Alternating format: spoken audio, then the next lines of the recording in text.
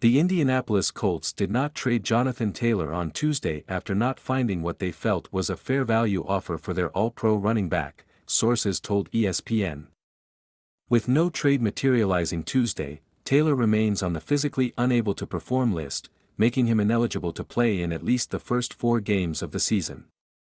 Taylor will at least miss games against the Jacksonville Jaguars, at the Houston Texans and Baltimore Ravens and against the Los Angeles Rams. The Colts' next best opportunity to deal Taylor could be before the NFL's October 31st trade deadline. If there's no deal by then, the Colts could use the franchise tag on Taylor and try to trade him again next offseason. The Colts last week granted Taylor and his representatives permission to engage with other teams in an effort to find a trade partner, an atypical approach to shopping a player. The team issued a deadline of 4 p.m. Tuesday for a deal to come together, a timeline that lined up with the NFL's deadline requiring teams to trim rosters from 90 to 53 players.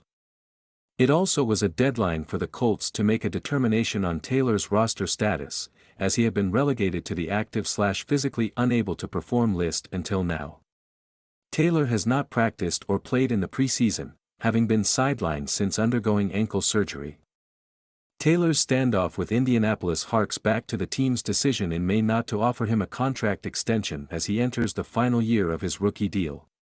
Taylor led the NFL in rushing in 2021 with more than 1,800 yards before struggling with multiple setbacks with his ankle last season.